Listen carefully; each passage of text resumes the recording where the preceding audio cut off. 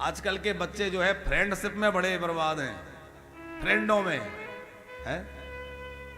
माता पिता की बात नहीं मानेंगे, दोस्तों की बात मानेंगे। और दोस्त कब तक साथ देते हैं? जब तक दिखता है कि कुछ है माल पानी, और जैसे ही माल पानी नहीं रहेगा सारे दोस्त दूर भाग जाएंगे।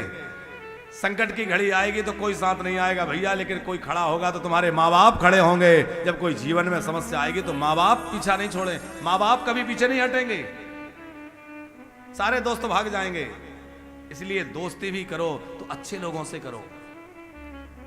हम तो बच्चों को कहते हैं कि दोस्ती या तो कम करो, और करो तो फिर ऐसी दोस्ती करो जैसी राम जी ने सुग्रीव जी से की थी, है?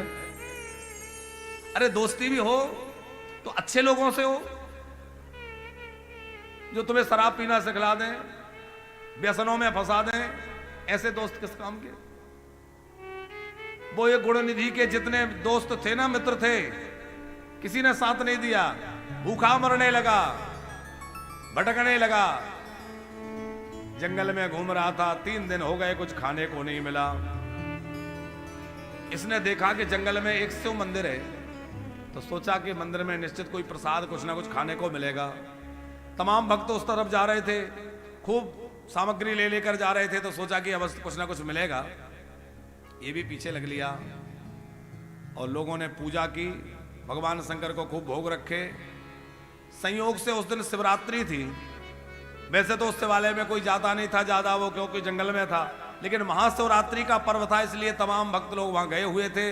तमाम लोगों ने शिवार्चन किया, रुद्राभिषेक किया और शिव जी को भोग लगाया।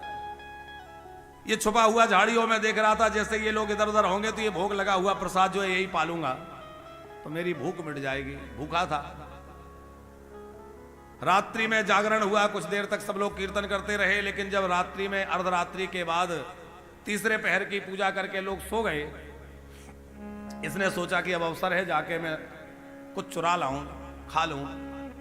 चुराने के लिए गया तो वहां जो दीपक जल रहा था उसकी ज्योति बहुत मद्द पड़ गई थी, बुझने वाला था।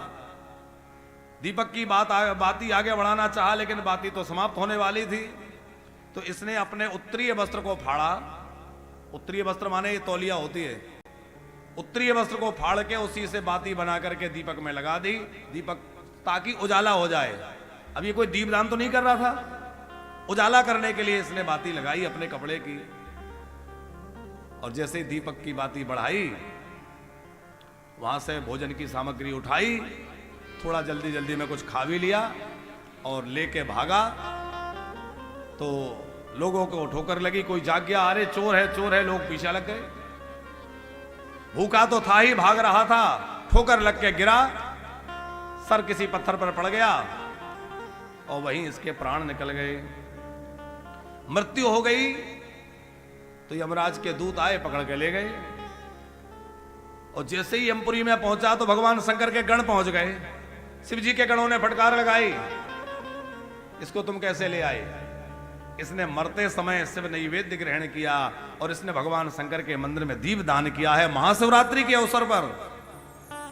अब ये पाप मुक्त हो गया है, ये शिवलोक जाएगा। धर्मराज ने शिव गणों की पूजा की, शिव गणों को वंदन किया और वो गुणनिधि उनके साथ कर दिया।